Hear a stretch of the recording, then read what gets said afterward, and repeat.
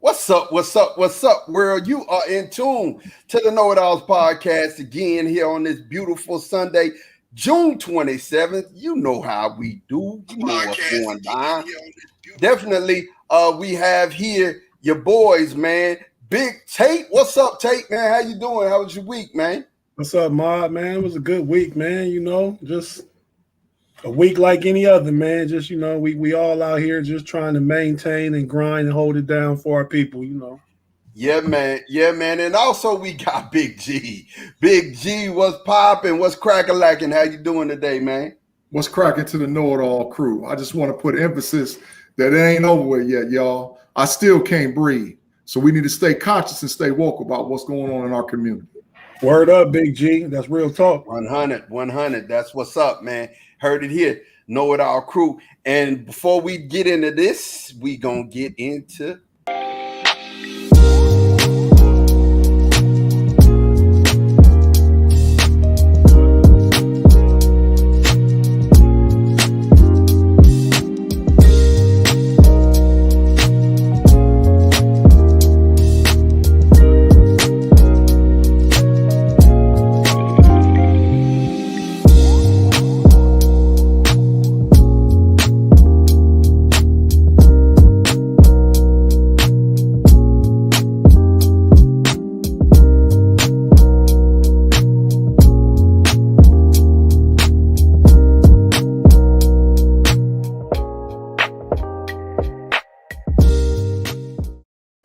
and it's been a productive week, man, here in sports. We've had so many things go on, man, so many things. But I think jumping right into it, you guys, we've got the conference finals, man. The matchups, at first I thought it was going to be like a blowout for the Bucks and the Hawks, man. I mean, you know, the Hawks looked overpowered.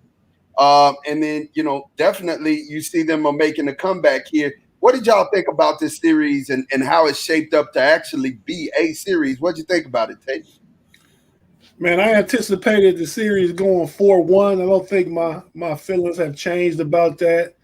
I feel like the Hawks got a steal in game one, and then, you know, Milwaukee's like, man, we let them play too close. And then they came out the other night, Friday night? And put the hammer down. They was up like 40 points at one point. Yeah. Put the hammer down. I mean, I think Milwaukee has the easiest route to the finals. I mean, because the Clippers are better than the Hawks. I anticipate the Phoenix and Milwaukee finals, but I think what's Milwaukee's coach's name? Budenholzer? Yeah, Budenholzer. Yeah. He needs to make adjustments, man. They keep playing Brook Lopez, and that's what's allowing Trae Young to come off that pick and roll and either get to the hole and hit the floater or throw the lob. He needs to go ahead and put Giannis at the 5, PJ Tucker at the 4, and then play Drew Holiday, Middleton, and probably put in the little shooter from Michigan State, from San Antonio. What's his name? Forbes. Last name Forbes. Brent Forbes. Put him in. I think it'll be an easier route if they went that way, but I anticipate Milwaukee still winning 4-1 though. Yeah. Wow. And what do you think about this, G, man? Talk to me about that. My take is, you know, pretty much the same, man, but I got to give credit where credit is due, man. Nate McMullen, man, has shown the reason why a lot of former African-American NBA players should be considered and be coaches. I think they need to take the interim off of that man's name and go on and make him the coach. And I would let the Atlanta Hawks sort of like feel better about their circumstance or their situation, because you definitely can get the sense that they're playing for their coach, you know, and he has really given Trae Young the green light, you know, not just Trae, but a lot of those young players. I like that kid Collins, man, like there ain't no tomorrow, man. He plays with intensity, he plays rough, and he plays with no holds barred. He's trying to win. So I think the Atlanta Hawks, I mean, you know, they realistically are exceeding expectations, and they probably are a year away, maybe even 2 years away from actually being a contender, just based on who they get from free agency and or if they're able to re-sign Collins in the offseason, because he is a free agent. Yeah, I'm going to tell you the truth. Collins is a bigger part of that team than anyone realizes, man. I think he is a stellar role player for real, and I think he makes a big difference. I agree with Tate. Collins is a bigger definitely deal with team than anyone really. Somebody had their volume up. I definitely agree with Tate. When he's talking about how the lineup. I think the lineup kind of hurts Milwaukee in a sense because of the simple fact that if they go bigger, Trey is going to hurt them. When they go big, Trey hurts them, and when they come back and they go small, because Atlanta's a team that likes to run, and if they run, they're that athletic, and if you allow them to get out and run on you, they're gonna hurt you, man, and they're gonna hurt you, and they can shoot the ball. The guards can shoot the ball. The front court can actually shoot the ball. So and of course Brook Lopez can shoot the ball as well, man. But he's big inside, and I think they bullied them in this last game when they were just beating the heck out of them. They were bullying them. PJ was hitting, Brook was hitting, Middleton was hitting. It was a perfect game from everybody. I mean, Giannis had the little up and under that was really pretty. It was beautiful. I mean, so when you think about it, bro, I think if they stay with the formula that they had for this last game, they'll be okay. If not, they're in trouble. They're in serious trouble, because if they try to run with Atlanta's the younger team, man. And if they can keep these guys together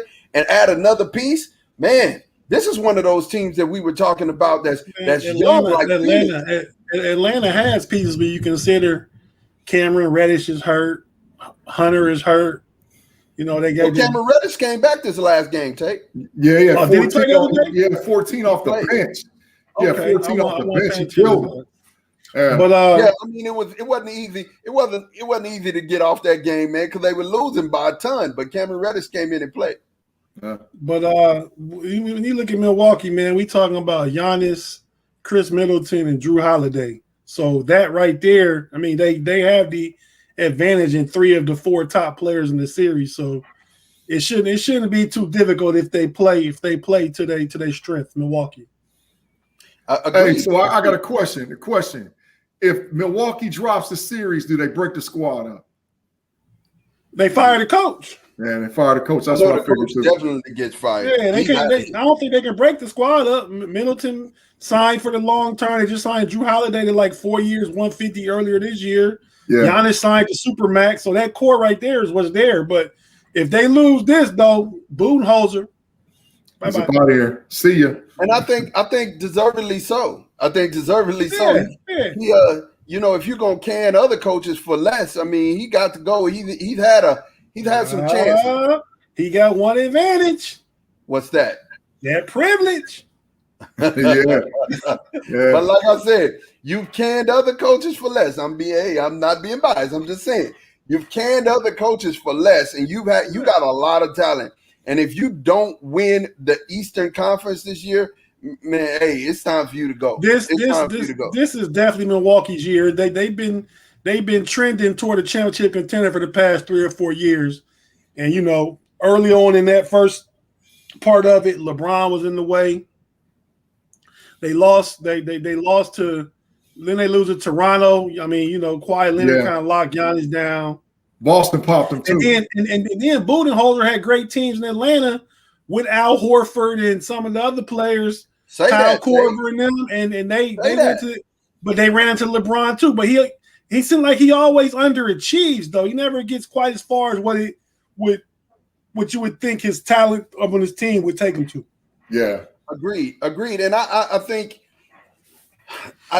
when you look at that, that's why I said deservingly so. He's got to take responsibility for these early outages in the actual series that he's gotten to these places and he's had great players and he's had a good team, and this is probably the best team he's ever had. So not taking this team to the promised land is, to me, that's detrimental to his coaching job there. And I mean, it's just a carousel of coaches, and we'll get into that later. But definitely, as we just continuing to go down to the playoffs and the conference finals, the Clippers, man, and Phoenix. Listen, man. I first and foremost, I gotta tip my hat to Paul George. He's no longer Pandemic P. He is playoff Paul. He's doing his thing, man. I feel as if, he's earned his stripes this time. And I really feel as if he's earned his stripes. And, in the playoffs, he's got to just do. What do you guys think about, before we even get to the Clippers and the series record, what do you think about, Paul at this point, Mr. George? What do you think about Mr. George, Big G? He still, I don't think he still is a primary alpha dog on a team. I think that he has the ability to score and play, but I just don't see him being able to just do the thing. Well, there's really nobody in the league that can just do it by themselves. But I still think that Paul, and now if he was playing at this rate with Kawhi Leonard beside him, I think we would have a whole nother series. But he has notoriously showed up as being that guy that just doesn't handle his business when it comes to the postseason. But this year, it might just be addition by subtraction. Kawhi's not there. He got to do his thing, so it is what it is. But he stepped up his game. He stepped up his game for sure. Agree. What you think, Tate? What's your take on that, man? Playoff P is empty calories P, man. You know what I mean? He had a good game too. But when the big lights was on in game 3, all he had to do was sink 2 free throws to put the Clippers up 2-1. He ain't do it. The other night, he getting in little petty, little silly, childish little altercations with Devin Booker. But it's not anything Devin Booker did. It's just because Paul George is frustrated. Yeah. He's frustrated at the pandemic P moniker that he's been kind of stuck with. He shows flashes of good games, but it's the same PG we had in Indiana, same PG we had in Oklahoma, the same PG. I mean, Wow. I mean, he's a top 25 player, but he's not gonna carry a team. This series is over too. Well, yeah, I believe that, and I believe that wholeheartedly. I mean, Phoenix is up 3-1, man. I mean, they're about to bring out the broomsticks and go to work. I feel it's over with. What do you guys? This is the thing that I have to ask you, and I've been waiting all week. What do you think is the key to this series, right? What has been Phoenix's driving force in just taking it to the Clippers? Are just the Clippers outmatched, or do you feel as if that it was coaching, or it's one specific player that just the other team can't handle? What do you think about that, Big G? I think it's a combination, man. I'll tell you what, the Clippers don't have any answer for DeAndre Ayton. I mean, that young fella, man, has really impressed me. I was down on him when we first started the KnoItAllz podcast. I didn't really know that much about him. And I started watching him, and he really has flashes to be like a young, David Robinson. He doesn't have David Robinson's shot yet, but he definitely, as far as post presence, getting up and down the floor, playing defense, man, that kid is something special. DeAndre Ayton, and I got to give a shout out to Cameron Payne, man. Cameron Payne has been balling, man. That's a kid that they told him. I read a quote where they told him after one practice, they knew, after he was drafted in the first round, they knew that he was not an NBA player. So this kid got kicked out of the league, went down to the G League twice, and worked his way back up to the league. And when the big lights is on, he's playing real basketball. And I think that's where the problem is. I mean, Eric Beverly and Jackson, they try to play hard, scruffy defense. But when we start talking about DeAndre Ayton down in the post, and then Cam Payne playing that backup role and just fill-in role for Chris Paul, that's been the difference in the series, man. Yeah, I can say I can kind of agree with that. What's your take? What's your take on this? As far as what do you think is the deciding factor in how Phoenix has been able to decisively do away with the Clippers? Even though he's only played half the games, the Chris Paul impact. Yeah, I mean, you can attribute everything you just said about Cameron Payne directly to Chris Paul. Is it any coincidence that Cameron Payne has the most prepared, best year of his career right now, and it's the same year he's playing with Chris Paul, who's probably giving him some expert tutelage and mentorship and all of them. And this is what Chris Paul does every stop he's ever made. throughout his whole career. I mean, but Devin Booker was there last year. Devin Booker has always been a factor on the losing team. So I mean, he's taking them all to the next level. But it's those ancillary pieces that we didn't know would step up that's made Phoenix a great team. I mean, it's what Mikal Bridges is doing. You know what I mean? It's what Cameron and the dude from North Carolina, what's his name? Is it Johnson? Cam Johnson. Yeah. Cam Johnson, what Cameron Johnson is doing. And then, the acquisition of Jay Crowder and just all those little things like that. And Chris Paul being the chef is putting all the ingredients and cooking it up. That's what got Phoenix to where they are right now. Yeah. Yeah. So, that was, you brought it up, and I was definitely going to, on my take, mention Crowder. Crowder has, to me, I think Crowder is one of their biggest pieces. You know what I mean? He brings that veteran leadership. He's scrappy, gritty, and he's going 100 miles an hour. So it's kind of like getting everybody else who's involved and who's running up and down the court, giving they all. They're flying. These guys are flying from one end to the other. And I just think their legs are younger, man. That's the other thing. I think their legs are younger than the Clippers, and the Clippers just can't handle that. Which it brings me to my next point. I don't think even with Milwaukee having Giannis, I don't think they got enough to take Phoenix. No, you know what I mean? Phoenix legs are really long. Phoenix versus Milwaukee. I'm picking Milwaukee, but we can talk about that when it's the finals preview show. Wow. We'll get into that. But then you talked about Jay Crowder and all these teams. I guess Collins will be the guy in Atlanta, but you talk about Jay Crowder, Milwaukee got PJ Tucker, the Clippers got the Morris boy. You got to have one of them kind of tough guys. You know what I mean? One of them hard hat lunch pail kind of guys on your team that just kind of makes everything work. I know back when we was younger, Tate, we used to always say you ought to have a scrap guy on your team. You had to have a scrappy guy, dog. We called him. There was a goon. You had to have a goon. Yeah, you had to have a goon. You had to have a goon. You had to have a Rick Mahorn or a Charles Oakley. Or Dennis Rodman or one of them kind of guys like that. Bill Laimbeer. You got to have somebody who's willing to mix it up and just go out. Antoine Carr. Remember Antoine Carr? Yeah. Hey, even from the guard point, Bruce Bowen, man, he used to just scrap it up with everybody, man. Mario Elie used to scrap it up. He was like, ain't nobody getting nothing right here.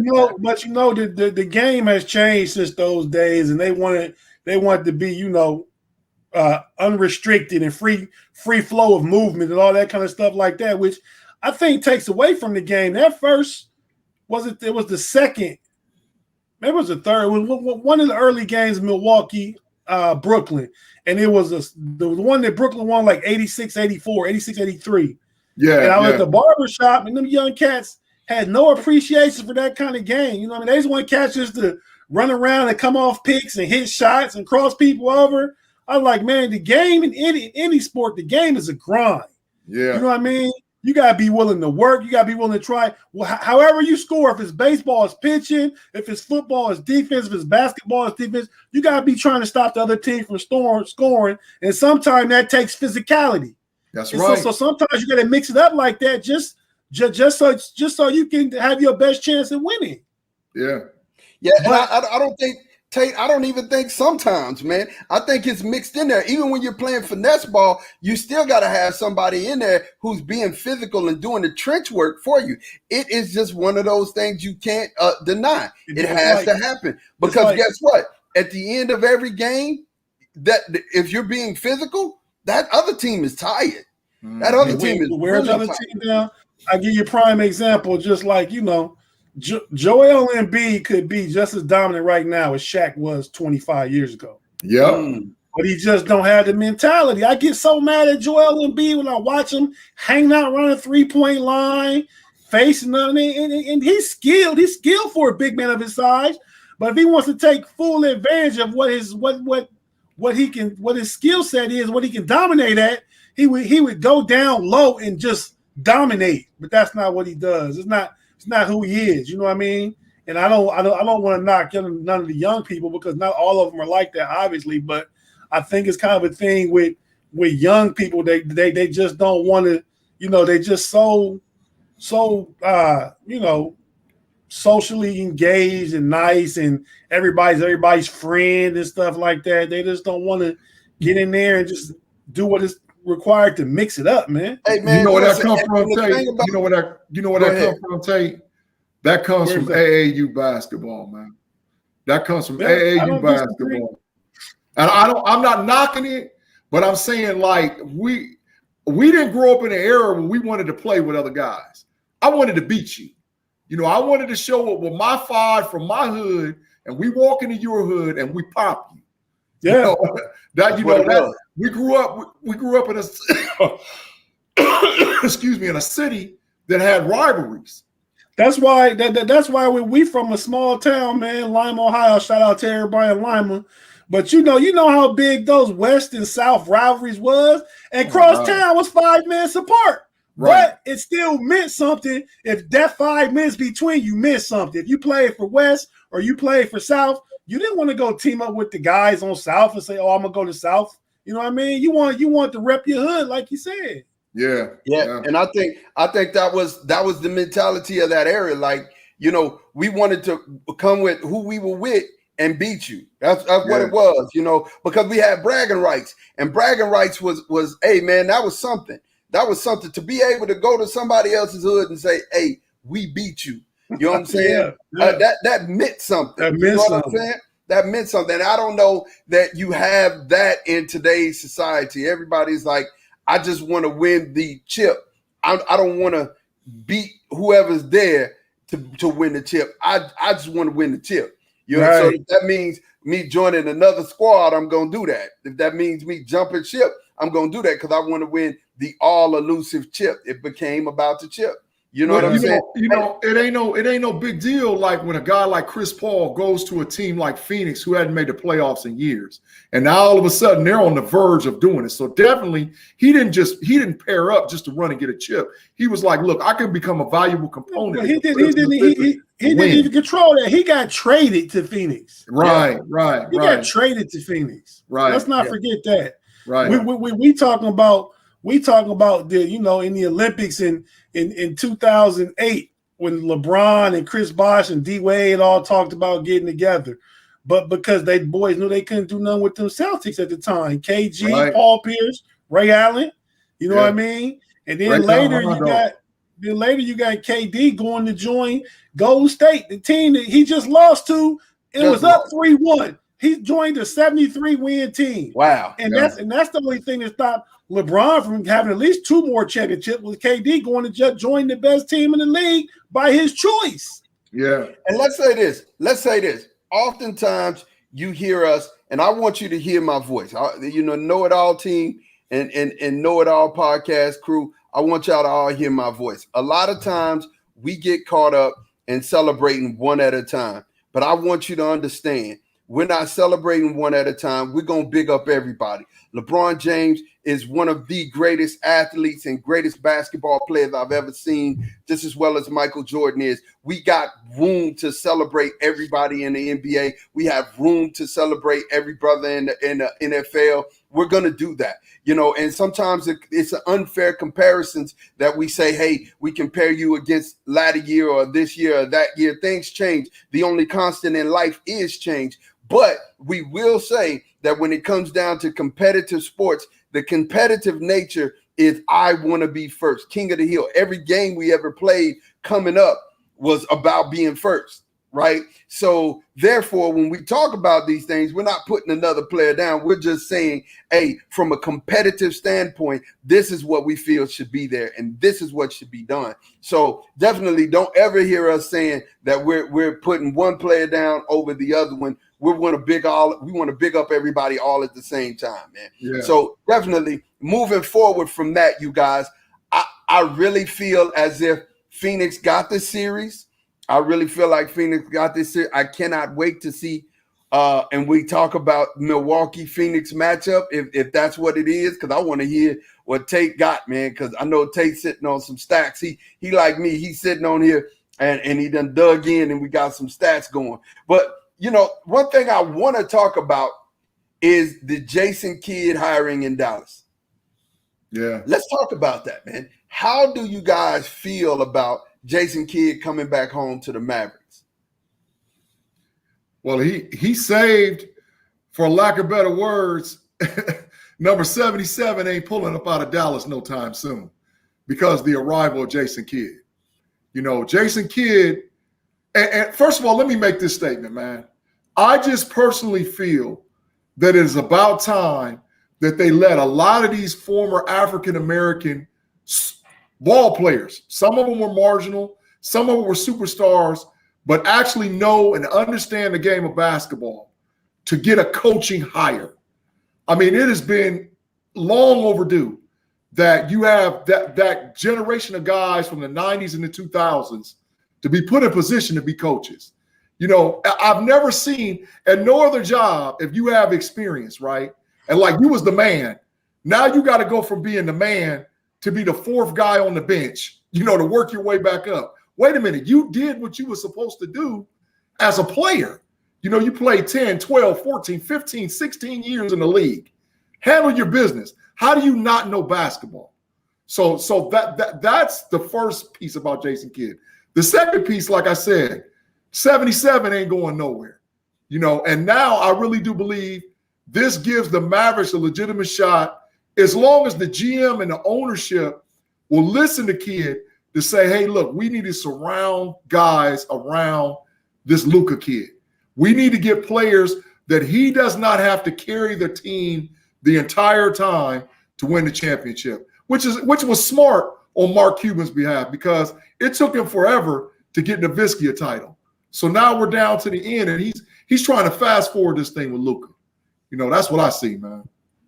Definitely. And what's your take on that, man? What do you take as far as Jason Kidd being the coach of Dallas? Well, I mean, I agree with Big G about some of the coaching hires, but I mean, I don't think it's necessarily about the X's and O's. I think a lot of the old school white coaches, white men coaches, the older guys know the game, but it's about relatability to the player.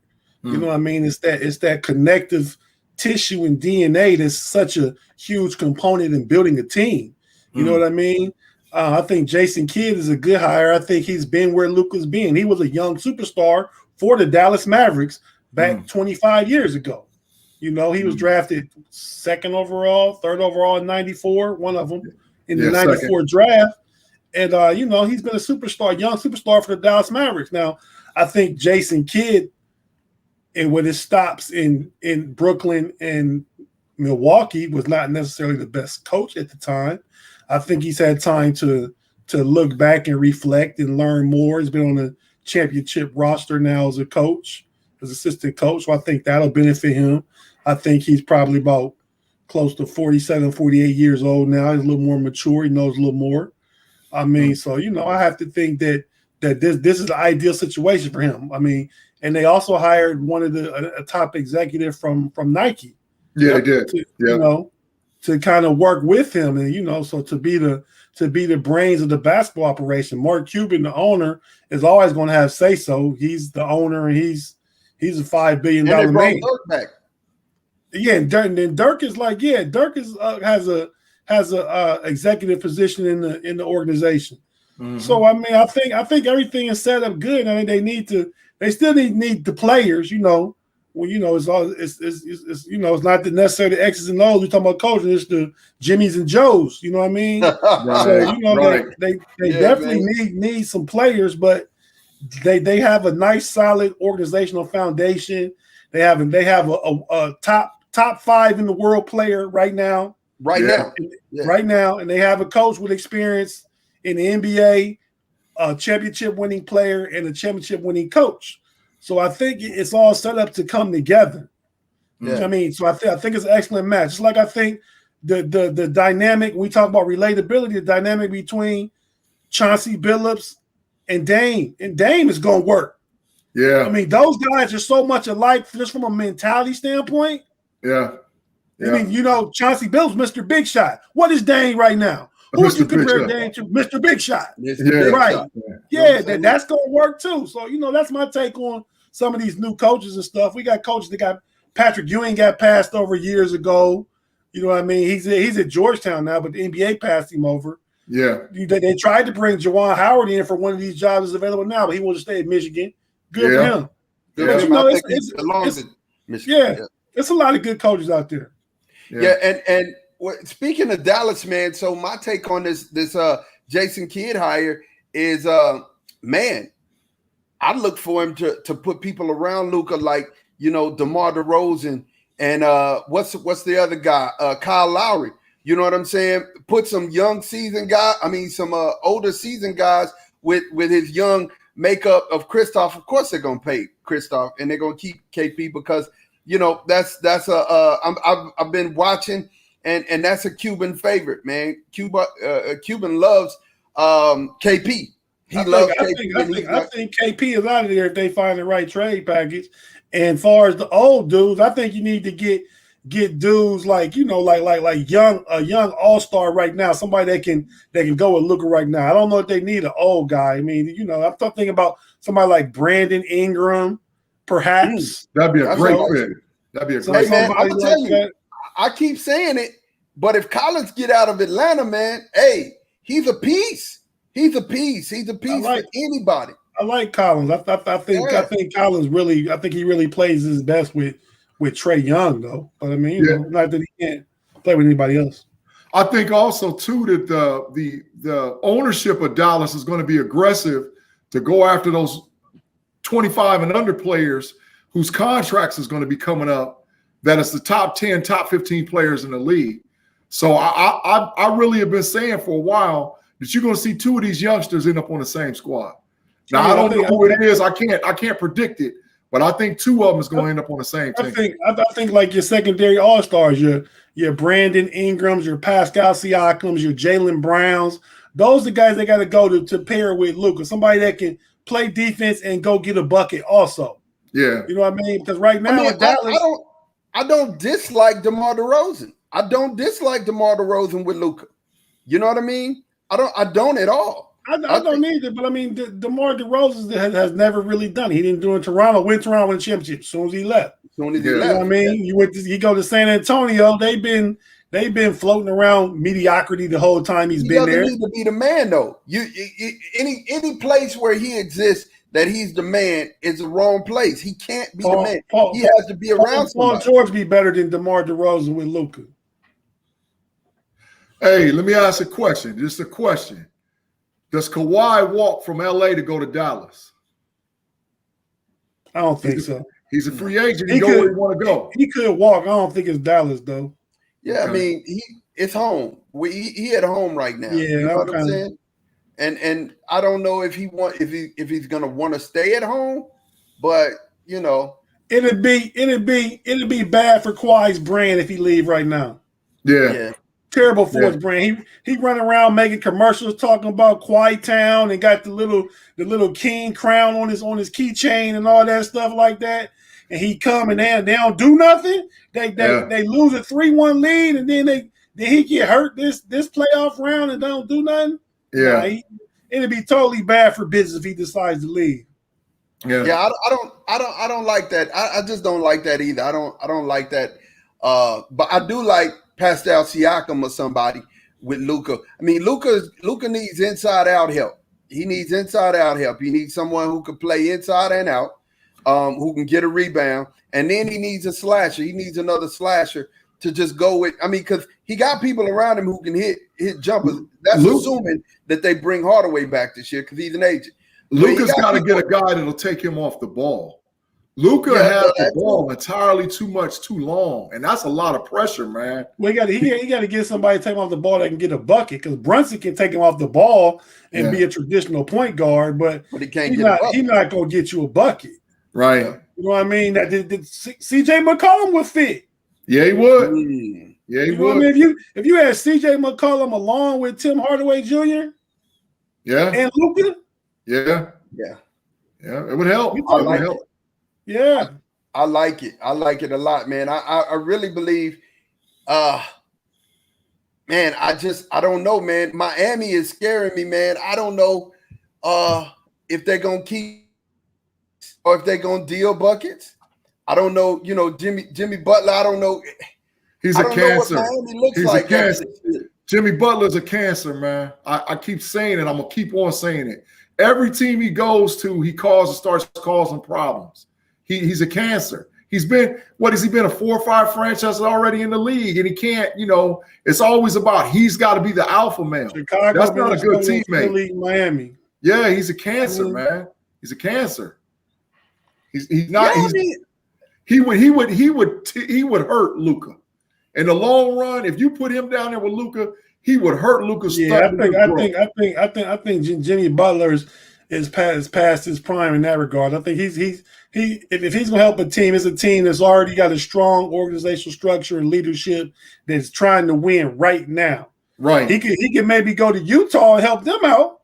Yeah, because Donovan Mitchell's the man. Donovan Mitchell's the man. And if Jimmy Buckets come in, he got to take the backseat to Donovan Mitchell. Yeah, and you got Rudy Gobert playing defense with Jimmy Butler. I mean, I think that's potential fit. But yeah, what do you think about Lonzo Ball in Utah? Lonzo, Mike Conley's still better than Lonzo Ball. I like Lonzo Ball. I like his length. I like his passing. I like his his transition, being able to go get it. I think he's a better fit in Boston myself with Jaylen Brown and Tatum. You got the 3 long guys playing defense without getting out running and stuff. I mean, because at that point, any one of 3 of them could get a rebound and push it. You know what I mean? Wow. And they got Al Horford back. Yeah, I would love to see Lonzo in Philly, though, man. Man, if you could put him in Philly. You got to get Simmons out of there, man. But even if you got Simmons out of there, you still have the same problem. You don't have as much as the same problem, but I mean, Lonzo will shoot, but he's not a floor spacer. You need floor space around Joel Embiid. Trey Simmons head up for CJ McCullough and a draft pick and sign Lonzo Ball as a free agent. You done fixed a whole lot of problems in Philadelphia. Now you got Lonzo Ball and CJ McCullough as your backcourt. I don't disagree with that, but you also paying Embiid $200 million, Tobias Harris $140 million. Yeah. You're talking about bringing in McCullough making $30 million a year, and then Lonzo Ball looking to get paid this year. Yeah. That's a lot of money, man. That's a lot of money.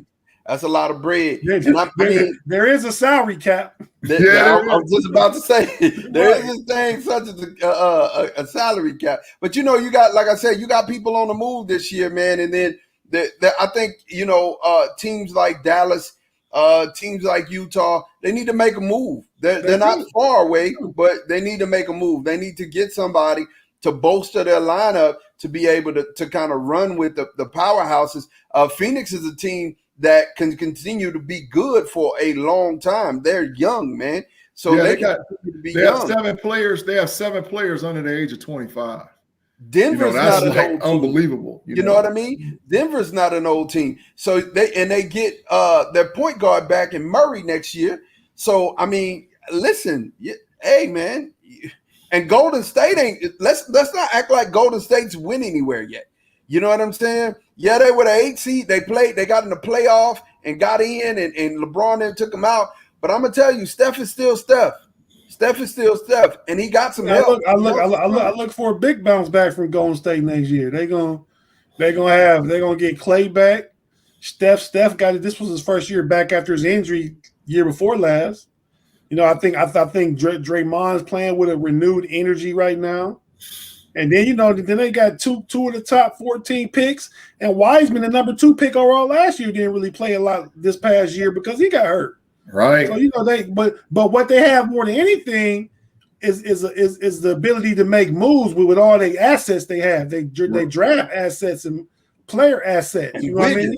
They can let Wiggins go and trade him to another team and get that's they can sign and trade Kelly Oubre. They can package Wiseman and another pick, one of the 14th pick, and bring in Ben Simmons to go with them just to be a transition pusher and facilitator and rebounder and defensive all-star. Yeah. Don't got to score. Got plenty of scoring. All he got to do is play defense and rebound and push the ball. That's it. That's all he got to do. That's what he want to do. Yeah, man. So it came to, and then we're switching gears a little bit, but it came to, and across the KnoItAllz desk, we always tell you guys, If there's a subject we want for y'all want for us to talk about, we can definitely get into it and talk about it. And the subject that came across our desk today is Dak Prescott. There's someone on this podcast who I won't say too much about, who really feels as if Dak Prescott, and I'll quote him, he called Dak a bum. Bum. And let's go ahead and hear from the guy who called Dak Prescott a bum. I really want to hear his vantage point and his point of view. And know it all, y'all sound off out there if y'all are thinking the same. Come on, talk to us, Big G. Man, listen. I can't fight Dak's numbers. 106 touchdowns, 40 interceptions, 24 rushing touchdowns since 2016. He had 113-3 season where he was the man, right? But when you overall start looking at W's and losses, all right, Dak Prescott's overall record in his division is 19-6, but against the rest of the NFL, he's 23-21. He's also marginal, and if you look at his stats are marginal when it comes to those 23 wins and 21 losses. He's not throwing for 350 or 400 yards a game. He's down around that 255, 260 mark, right? And he does throw more interceptions during when he plays other competition than he plays against his division. In his division, he's 7-1 against the Washington football team, 7-2 against the New York Giants, and 5-3 against the Philadelphia Eagles. But I want to point out, since 2016, there's only been one team in that division that has won more than 11 games and appeared in the Super Bowl. And that was the Philadelphia Eagles that had the Carson Wentz player that went down, and eventually they won it with Nick Foles. So that is the reason why I say bum, is because anybody can front run and run it up against teams that are marginal and ain't that good. Big G. What's up? G. Didn't Dallas go 13-3 that year with Dak Prescott? His rookie year, they went 13-3. That's it. They went 13-3. 13-3, 10-6. We're about to talk about that, but 13-3, 10-6, and then we had a whole bunch of 50% years with 9-7, 8-8, 8-8, 8-8. And which is the NFC East, and which is my point.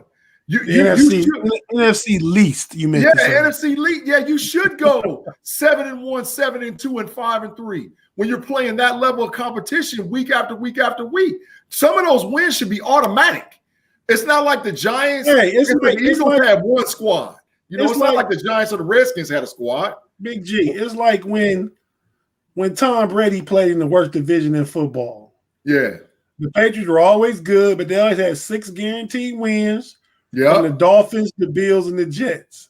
Right. And Brady feasted off them boys. I don't know, but I bet for a career, and he played 20 years in that division, 19 years, I bet he don't got more than 10 losses to them teams. Hey, I agree, but this is the difference. Combined. Yeah, I agree. But this is the difference. When Brady would play against other squads outside of the AFC East, Brady destroyed them. Especially when Brady would go on playoff runs and win 2, 3, and 4 games in the playoffs. Tom Brady's record against the rest of the NFL is outstanding. Dak Prescott's record sucks. This Tom Brady, tell me what this is. Bah, bah. GOAT. GOAT. First of all, let's really talk about this.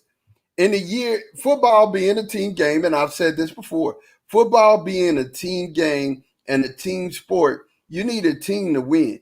And when you're in most of the games that Dak has played, he's played from behind, so he had to win with his arm, right? I could go through his first year where he was 13-3. He played his first 5 games without an interception, right? He played his first 5 games without interception. And he goes spurts where he doesn't throw interceptions. Really, really accurate arm. But here's the deal with Dak Prescott. He's only had a defense 2 of those years, 10-6, 13-3. Defense 2 of those years, but still, he is among the active quarterbacks. This is what we see right here. This is what we see. We have first Patrick Mahomes at 108.7. and that's from 17 to 20. Deshaun Watson from 17 to 20 has 104.5. Aaron Rodgers from 2005 to 20. Man, that's a long time to keep a 103.9 passing rating. That's crazy. And then, of course, Russell Wilson. Now, look, I mean, the only one who hadn't won a Super Bowl in this whole thing and who's had a worse team overall is Deshaun Watson, right? Kirk Cousins ain't won no the Super only Bowl. one. Kirk Cousins ain't won no Super Bowl. We're talking about in the first four. We're talking about the first four, man. We're talking about the first four of the names that I already said. You can even say the top five.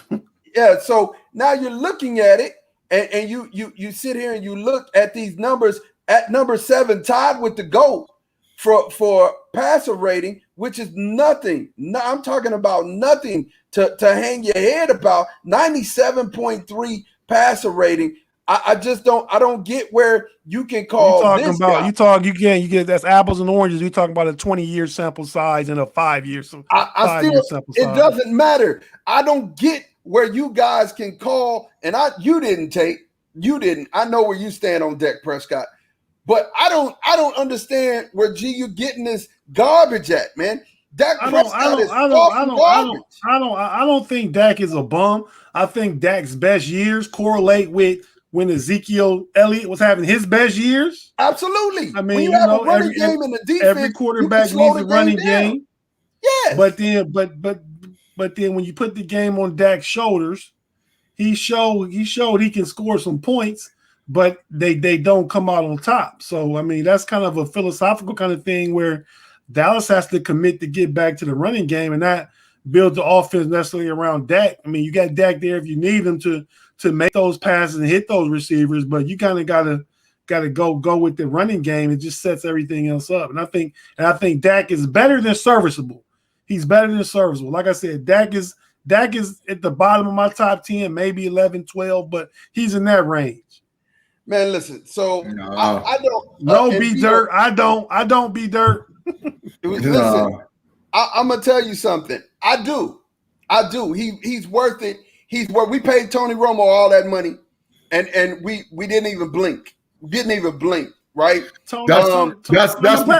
I'm glad Dak got his money. I'm glad he got his money. Yeah. But that's just the quarterback market. Dak ain't done nothing to deserve $40 million a year. Patrick Mahomes deserved $40 million a year. Hey, Aaron Rodgers, Russell Wilson, all them guys on that list you showed, most of them deserve $40 million a year. So Tate, agreed. You hear me saying Dak ain't made he has not proved that he's worth $40 million. Has he proved that he's worth being paid as a quarterback? Absolutely. The 13-3 year, the 10-6 year. I mean, we're serviceable. He probably worth what Kirk Cousins and Tannehill get. Yeah, we're more. I'm gonna tell you the truth. We're more than serviceable when Dak is our quarterback. We are a really good football team offensively with Dak as a quarterback. And his year last year was just stupid. But I mean, it was stupid. At the beginning of the year, he was on pace to shatter every record that you saw. He was on. Oh my God, he was on pace to shatter every record that you saw. What was their record? Game pace? He was 2-3. He was 2. He was throwing 40 yards a game, but he was 2-3. Listen, man. The Cleveland Browns popped them boys. They disrespected Dallas in Dallas. The Cleveland Browns got in them. The Seattle Seahawks got in them. He was Dak Prescott was 2-3. Yeah, he throwing 400 and 450 a game. And Atlanta should have beat him. Yeah, they should have beat him. Yeah, they should. Dak could have easily been 0-5 last year and throwing 450 a game. Let me help you with something. Dak Prescott in 2020 in 4 games, bro. 4. He played 5 games. Okay, 5. He was 2-3. 5 games. 1,856 yards. And they was 2-3. 9 interceptions. And they was 2-3. 9 touchdowns, 4 interceptions with a 99.6 passer rating. You can say they was 2-3. It's a team game. It's a team game, bro. Empty calories. Dallas every game Dallas was down 25 points. They were down 25 points, and Dak had to pass all the second, third, fourth quarter to try and bring them back. Empty calories means let nothing. me help you with something. You could get out there and throw the ball. Don't mean it's going to be a completion. He had a part to play. In the last game for the Steelers, the playoff game lost against the Browns, Ben Roethlisberger threw for 500 yards. But it was because they was down 28-0 in the first quarter, and Cleveland was playing prevent defense all game, letting them complete passes and rack up yardage. And I'm glad you frozen right now because I don't want to hear what you have to say. Yeah, he don't want to hear it, Tate. They was to it. Listen, my thing has always been, man, we give all these quarterbacks all the super praise and all whatever else they got, right?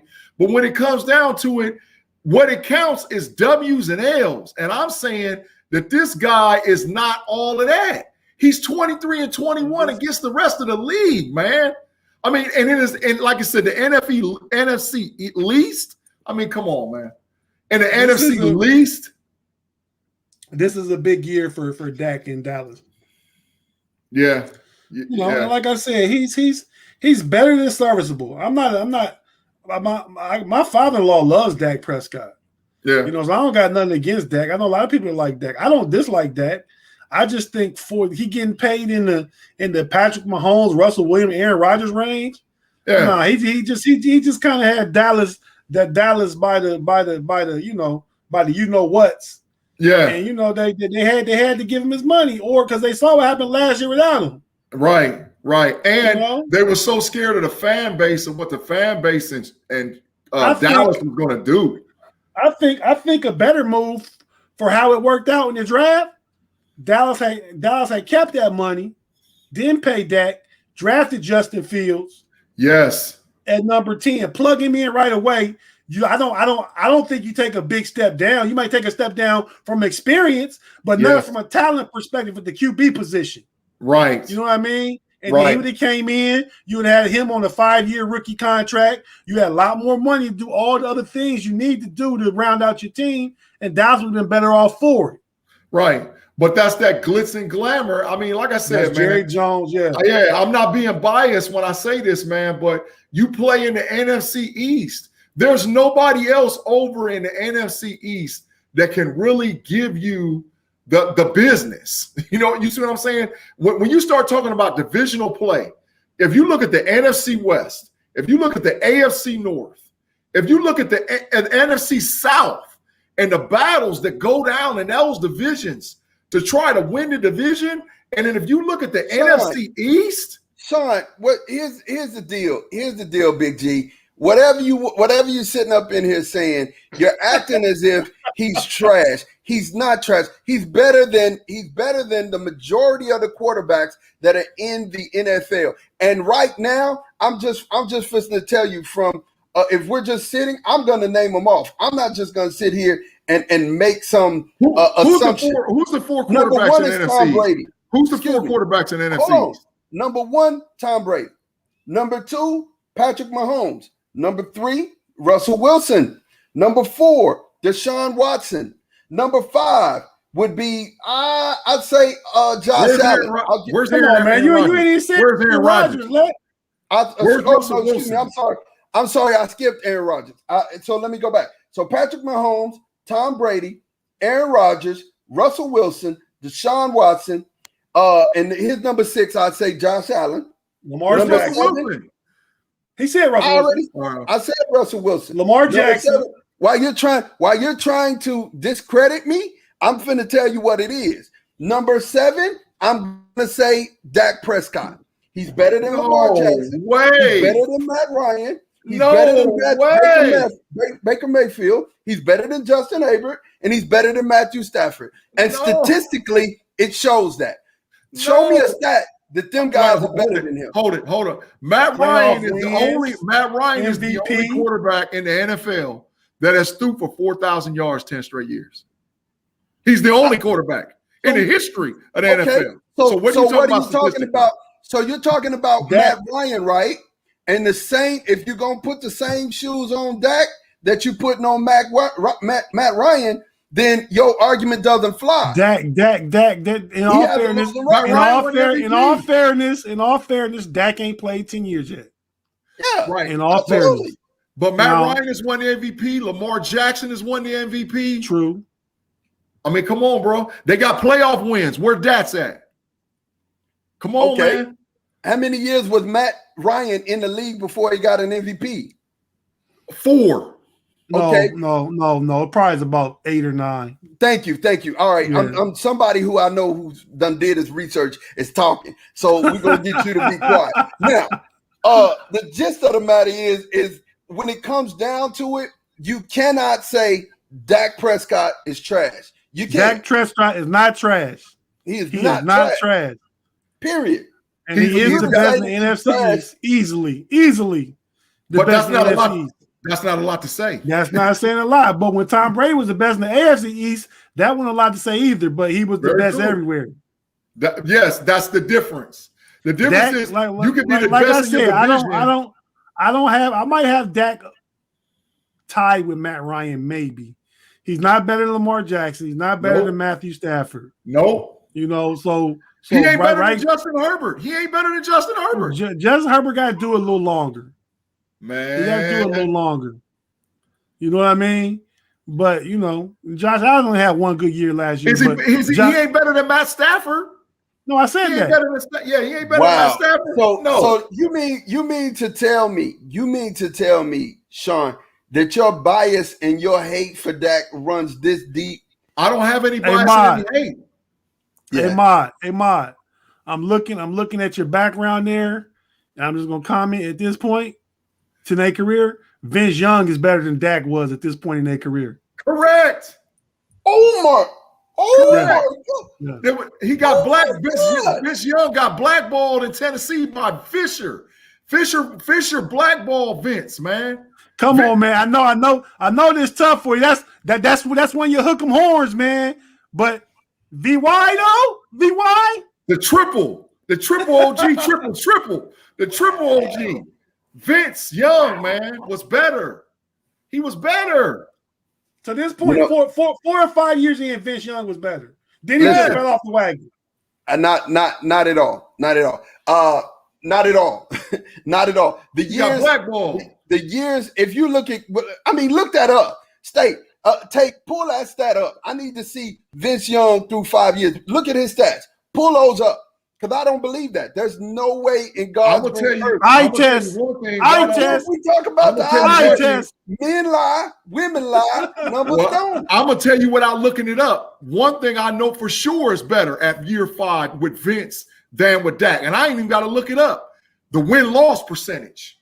Vince won games, bro. Vince wasn't losing. What? Vince wasn't losing. What? Look at Vince's win-loss percentage. What are you saying? What do you mean? What am I saying? Look it up. I'm telling you, Vince wasn't losing. That was one of the things that made Vince, to me, and this is just me, and y'all can say hot take or whatever. And we know how Jeff Fisher sabotaged. He sabotaged him. Yes. Jared Goff got away from Jeff Fisher and got, what's his name? The kid that's the coach there now. Yeah, what's his name? I can't even call the guy's name. I can see his little young tail. So wait a minute. I just need to know this, man. You're calling a man with a 56.1, 49.7, 69.6, 59.4, and a 40.8 better? What was the dubs and L's? What was the dubs and L's? Passing rate. What was the dubs and L's? I'm asking you a question. What was the dubs and L's? That's what I'm asking. You better look it up. Look what the wins and the losses is. No. God. Vince got W's, man. Vince got W's. Hey, man, I'm trying to tell y'all.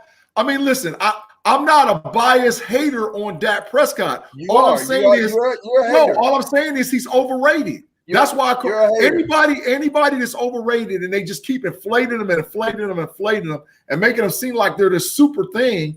Dak's not that super thing. So that's why I'm saying you're a bum, because you haven't done anything to prove your value. You don't win football games. I can throw for 500, but if I lose, what good does it make?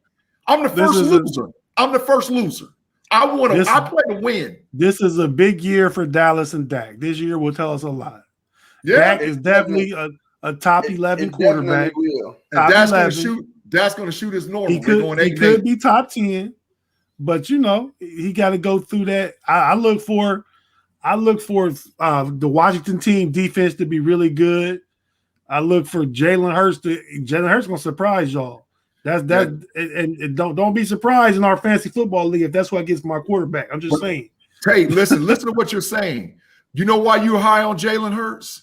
It's because he wins. Everywhere that kid goes, he wins football games. He's a winner. 8-8.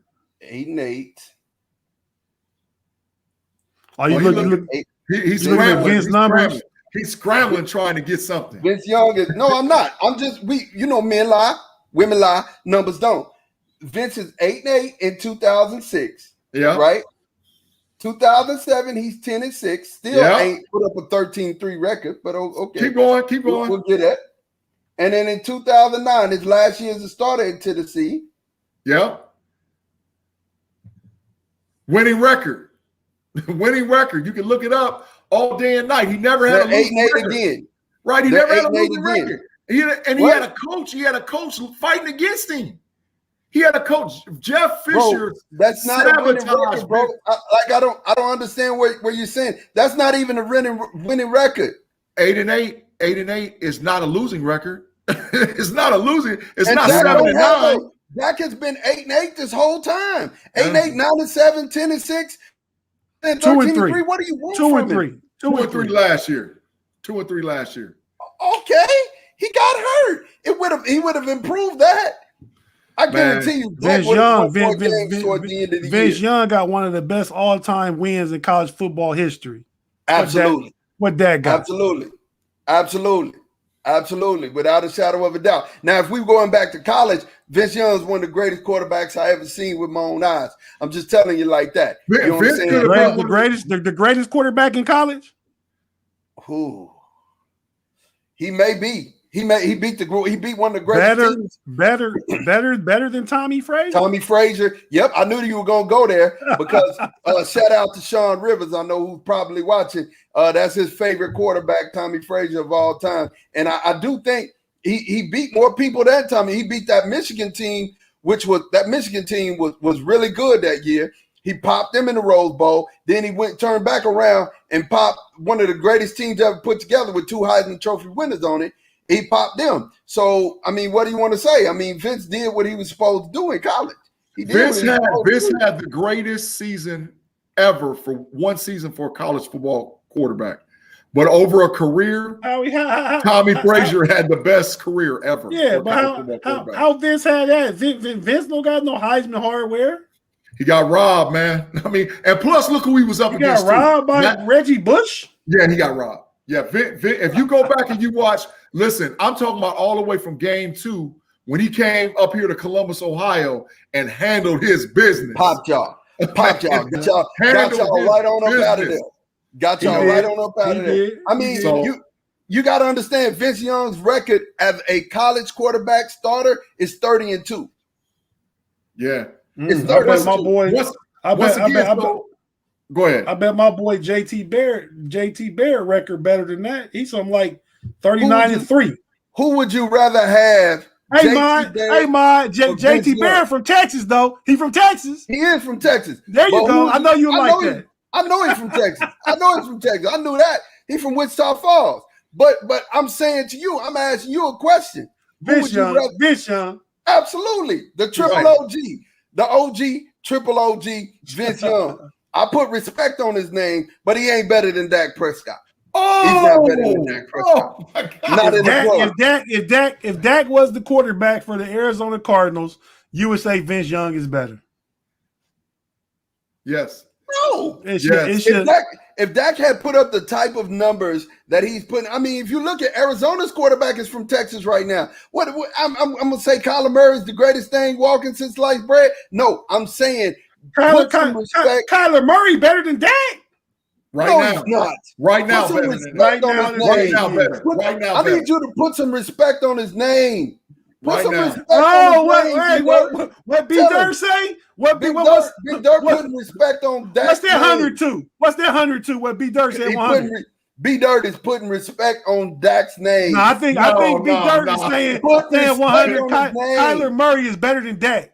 No, he's not. Murray better. Kyler Murray's better right now. Man. Kyler Murray. There's 7 quarterbacks in the NFC that's better than Dak. Just in the NFC. Oh, there's I ain't 7. Go that far. What? 7 in the NFC right now better than Dak Prescott. Name them, Big G. And if Justin Fields. Name them, Big G. Name them, Big G. Russell Wilson, Matt Stafford, Kyler Murray. That's 3 in one division. No, you name 2 of them that might be towards the bottom of the list. You got to name Russell Wilson. Okay, name the top guy. Matt Stafford, Kyler Murray. No, that's just in that division. I ain't giving you them that easy. No. You left Aaron Rodgers out, Russell Wilson. Well, I started in the NFC and the NFC West. I just said NFC West. There's 3. We jumped to the NFC South. We jumped to the NFC South. There's Tom Brady and Matt Ryan. There's 5. We go into the AFC. I mean the NFC Central. There's Aaron Rodgers and there's Kirk Cousins. There's 7. Kirk Cousins ain't better than Dak. That's my opinion. Kirk Cousins ain't better than Dak. That's my opinion. And like I said, and if Justin Fields handles his business, he might be number 8.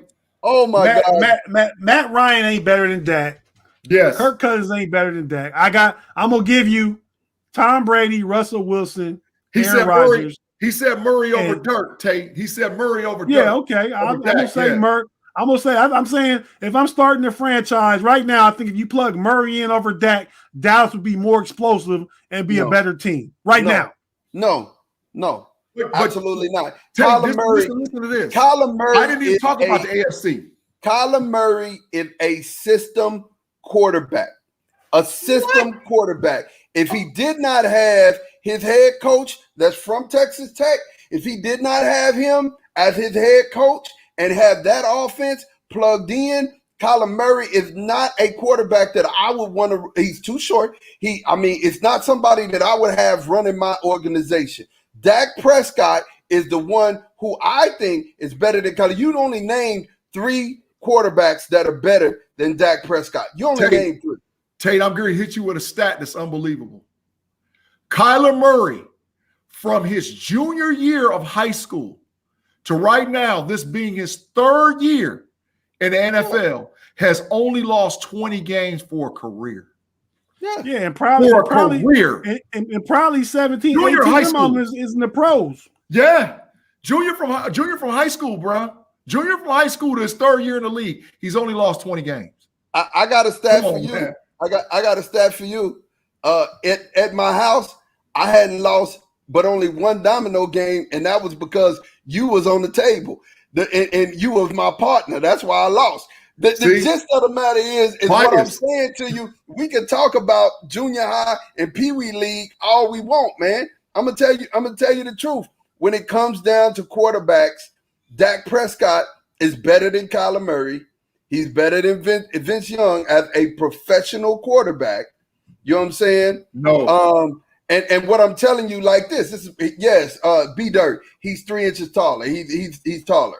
He's taller. So what I'm telling you right now is that Dak Prescott is a more than serviceable. I would call him an above average quarterback.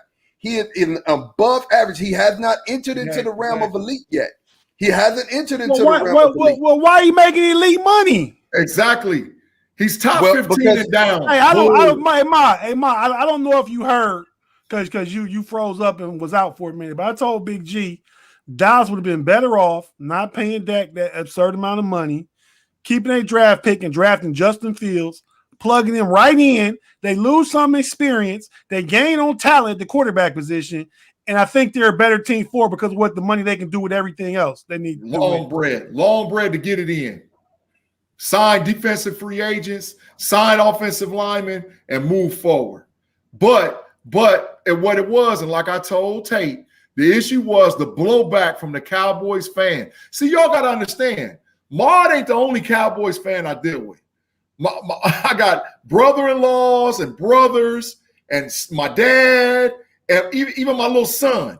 Everybody around me is these Cowboys fans. I hear this ludicrous mess all the time about that, this, and that. And I promise y'all, know-it-alls, I put my brother and my family members on suicide watch about week 9, week 10 every year since Dak Prescott been the starting quarterback in Dallas.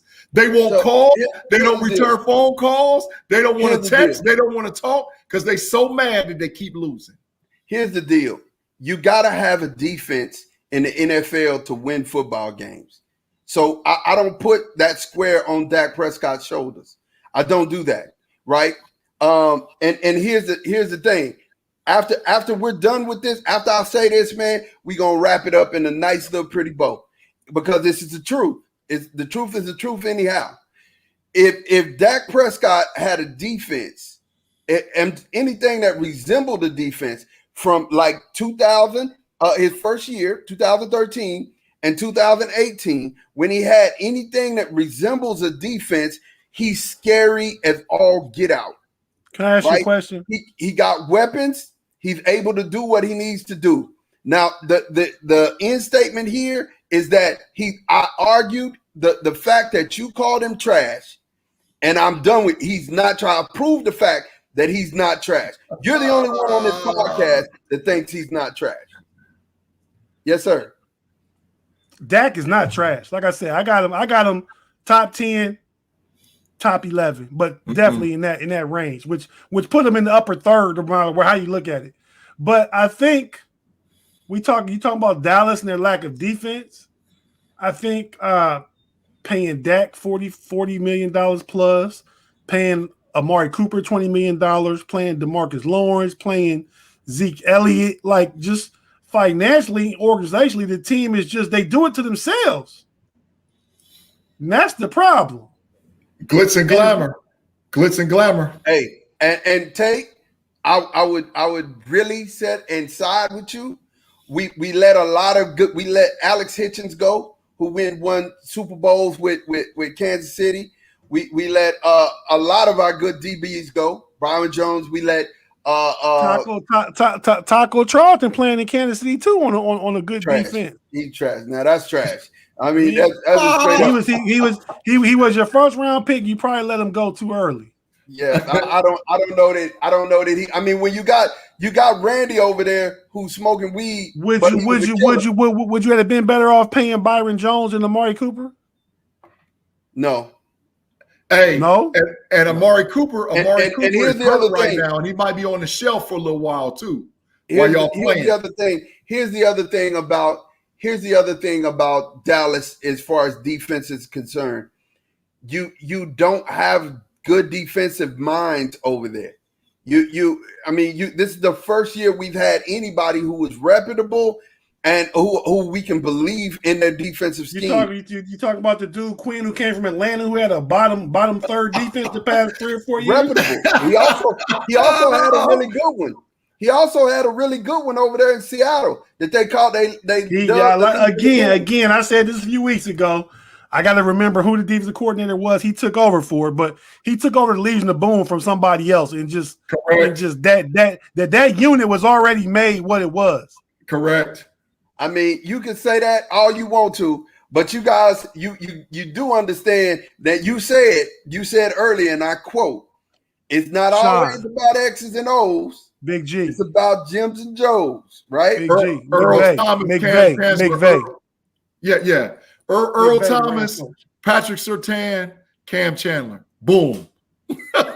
Legion of Boom. The Boom. They had Patrick Surtain's a rookie. They had Richard Sherman. Yeah, Richard Sherman, Cam Chancellor, and Earl was already here. Bobby Wagner, KG Wright. What G talking about over Killing there, man. it. Listen, I appreciate you guys for hanging out with us here at the KnoItAllz Podcast, man. We had fun, man. I love mixing it up with G. I mean, because sometimes those hot takes be real hot. Now, this is one show that I'm definitely gonna rewind, and I'm gonna take clips of during the season. And when he's backtracking, because he always does this, right? when he's backtracking from his hot take and being like, "Oh man, I'm a believer." Hey, Mod, it's only fair that you keep that same energy if Dak come out and it's garbage. Oh, listen. I'm gonna give you a hot take energy right now. I'm gonna give you a hot take. Rewind it and put it on there. Know It All podcast, the world of sports. The Dallas Cowboys will not make the NFL playoffs this season. You heard it here. They're not going to make it. Mark it down. Put it on your calendar. They're not going to make it. Can I say a couple things before you go real quick? Absolutely. Real quick. For the past 2 months now, we've been on here every Sunday at 5 o'clock doing, giving our takes and giving our assessment of what's going on in the sports world. And, collectively in our production meetings, we kind of talked about branching out a little bit and showing a little bit more of what we know it all about and talking about culture and other things like that. So just wanted the viewers to keep that in mind. And in the future, we may be branching out and talking about, some more things. And I just wanted to ask you guys, like last night, did either one of y'all watch that fight last night between Barrios and what's my dude name? Devontae Davis. He's a monster. Yeah, monster. Man, that was the best fight I saw in about 2 years. Yeah, I'm gonna tell you like this: had Money May not came over and said something to him, because you notice fight changed after Money May said something to him. He told him he was losing on the cards. Yeah, basically. And when that happened, boy went crazy. Floyd need to sit down though. Boy went crazy. Come on, man. You got a manager and a trainer for a reason, and you only get 1 minute between rounds to talk to them guys about execution the fight plan. And Floyd is in there mucking it up because he Floyd. But dude, I don't know if that's what did it, but dude was a beast. Something happened after that, didn't it? Hey, was that a good fight though? It was a good fight. Yeah, that was best a great fight. Best fight in years. You got to understand.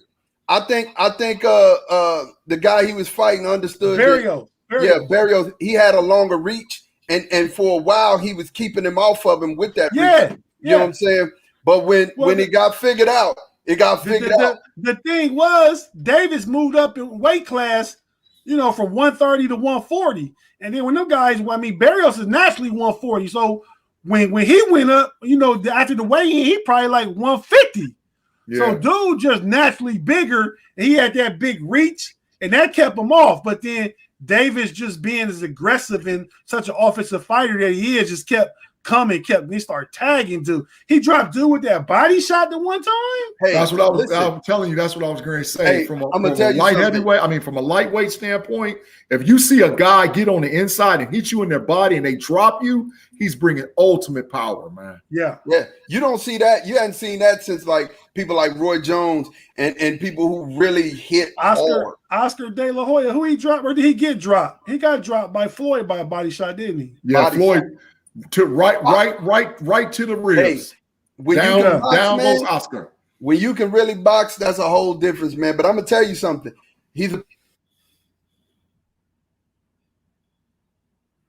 I think Ma froze again, but it's okay. Listen, y'all, we're gonna go ahead and wrap it up, man. This is the end of the show. We appreciate everybody out there in Know It All land. Once again, we want to thank everybody. And if you like what you're seeing and hearing and coming from us, please like and subscribe. Everything. We have a Facebook, we have a YouTube, we have a Snapchat, every type of social media that's out there and it's available for you to like and subscribe our content. Because listen, y'all, we do it for you guys. We really do it for the fans and give somebody a place where they can call in and chime in and give their takes on what they feel about sports and all other subjects throughout the United States of America. So once again, this is Big G calling it quits. My boy Tate and my boy Mod from the Know It All Podcast. Peace. Peace.